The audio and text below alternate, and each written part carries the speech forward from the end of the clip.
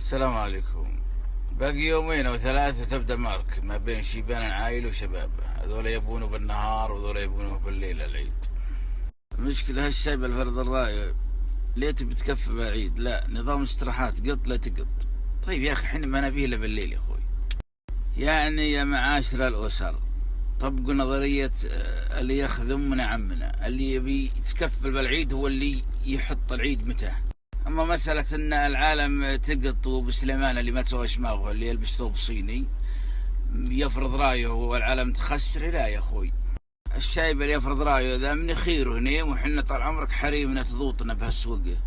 رجع لا ترجع، قصير طويل. بعدين انت يا ابو سليمان ما كل رايك تبي عيد الصبح، كل اسره متخسر 10,000 ريال مقاضي عيد، وملا جاوك عندهم ساعه بالعيد بدأوا يهزوه من النوم.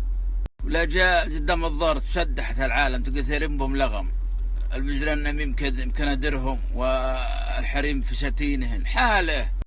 كل هالمعاناة ذي عشان ابو سليمان يبيها الصبح العيد. يا اخي حطوا له ذبيح وخليه يجمع شيبان العائلة اللي عنده وياكله وياهم الصبح. قاعد بالحياة ما ابوه وناس معقل نوم. لا تهوجس بس در الدنيا كلها حالة مواصلة تجي ونفسها براس خشمه.